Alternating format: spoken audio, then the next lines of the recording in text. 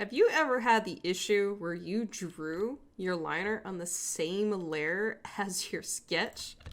Because I sure have too. But there is a solution for fixing this, and it's called color range.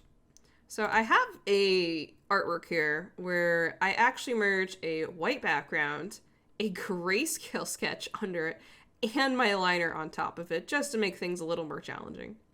So to fix this whole issue and try to extract my liner out of this, I'm going to go to the top here and click select and click on something called color range. Once I click this here, you probably won't have it as invert if you're using the same program as me, but I'll have a box here. I'll have all these different options.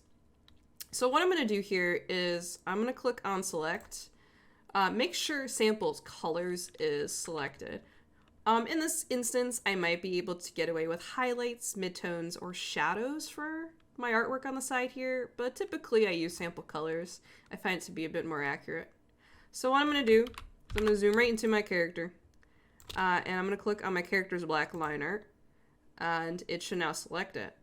But what I'm going to do here is I'm actually going to click invert, and it's just going to show the white color here on the preview because it's inverting the liner. Or where the selection is.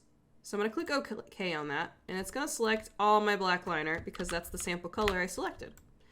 Now what I'm going to do now is grab the Marquee tool or the lasso tool or any selection tool you have really, and then you're going to right click on the canvas and click layer via cut. So now if I hide this layer here, I have my liner extracted. And I don't really need to redo it. Sometimes you might need to go in and like touch things up or close a few holes here or there. But most of the time I find that I really don't need to do this. And I can just go right in and start coloring. Because at least I have my liner